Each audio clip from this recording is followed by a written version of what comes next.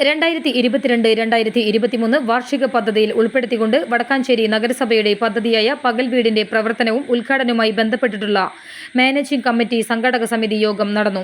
യോഗം വടക്കാഞ്ചേരി നഗരസഭാ chairman PN Surendran ഉദ്ഘാടനം നിർവഹിച്ചു. നഗരസഭാ ചെയർപേഴ്സൺ ഷീല മോഹനൻ, വായനശാല പ്രസിഡന്റ് സേതുമാധവൻ K, വായനശാല വൈസ് പ്രസിഡന്റ് MA വേലായുധൻ, ക്ഷേമകാര്യ standing committee chairperson Jameela B teacher, വയോജനവേദി പ്രസിഡന്റ് സണ്ണി വെങ്ങാട്ടിൽ, കുമ്പളങ്ങാട് 5ാം division councillor Ramya Surendran, AN Surendran തുടങ്ങിയവർ സംസാരിച്ചു. തുടർന്ന് 15 അംഗം അടങ്ങിയ മാനേജിംഗ് കമ്മിറ്റിയെ തിരഞ്ഞെടുത്തു.